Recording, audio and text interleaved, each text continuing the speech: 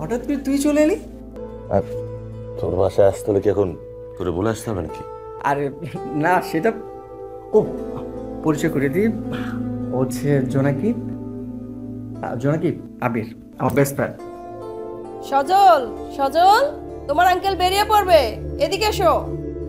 চল। অনেক দিন পর আমাদের যাওয়া আসাটা আগের মতো হলো। আশা করি আপনারা যোগাযোগটা রাখবেন। আচ্ছা ঠিক আছে। আপা আসি তাহলে। রত্না চলো। আসসালামু আলাইকুম।